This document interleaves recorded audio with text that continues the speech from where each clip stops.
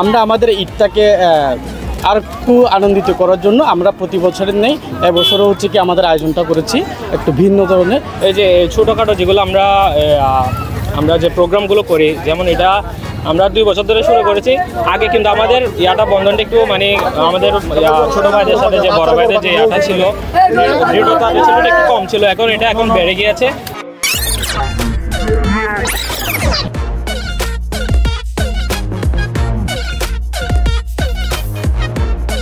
আমরা 72 একতাকে আমরা একতাই আছি, আমরা এটা মেসেজ দিচ্ছি। এইটিকে পজিটিভভাবে প্রচার করা আমাদের উদ্দেশ্য, কোনো লোক দেখানো নয়।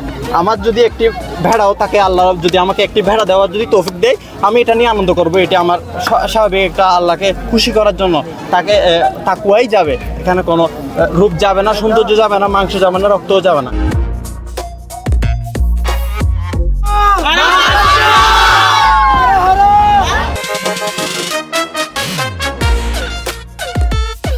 আমরা বাচ্চারাবাসী এই ক্যাটেল শোটা আয়োজন করি।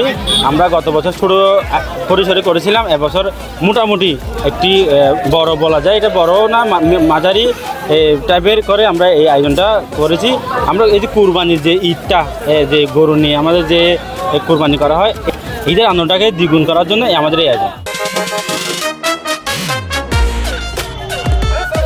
প্রতি বছর এরকম গরু নিয়ে বাচ্চা ঐতিহ্যবাহী একটা শোডাউন হয়। প্রতি বছরের মতো এবারও একটা সুশৃঙ্খলভাবে আমরা আবার একটা শোডাউনের আয়োজন করছি। তো এখন আমাদের সবসময় ভালো লাগে।